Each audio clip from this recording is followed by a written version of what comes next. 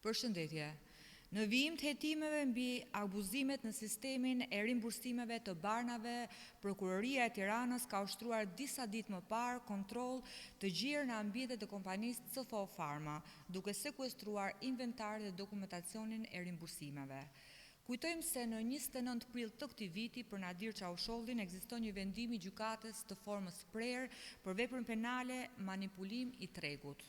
Sipas raportimeve, ai ka shitur medikamente deri 180 herë më shtrenjtë se sa çmimi i tyre real, duke dëmtuar kështu rënd qytetarët dhe buxhetin e shtetit. Historia e përfshirjes së tij në skemat palishme nuk është e re.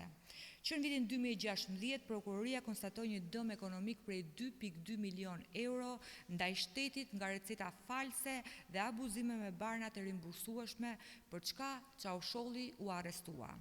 Megjithatë, pas vitit 2017, bizneset e Çaushollit vijuan të lulëzojnë.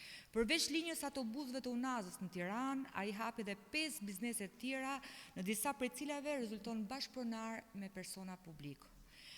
Pasi përfitoi miliona euro nga tenderat publik dhe ndonse Agjencia e Prokurimit Publik e përjashtoi kompaninë CFO Pharma nga pjesëmarrja në procedurat e prokurimit për 6 muaj, Çausholli vendosi ta festojë këtë mas duke hapur një biznes të ri në fushën e turizmit. Dhe nuk i doli keq.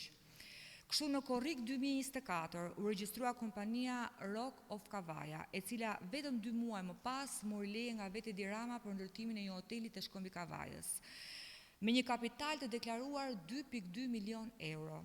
Nadir Çausholli zotëron 60% të kuotave, ndërsa pjesa tjetër i përket ortakut të tij, Elvis Doçi. Për blerjen e këtyre kuotave, Çausholli pagoi ortakut vetëm 600 euro.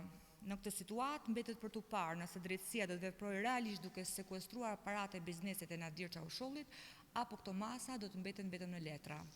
Për sa kohë Edi Rama vijon të jetë në krye të qeverisë, duket se njerëzit e lidhur me pushtetin do të shpëtojnë dhe the show must go on, pavarësisht skandaleve, dënimeve apo abuzimeve me paratë e qytetarëve. Faleminderit.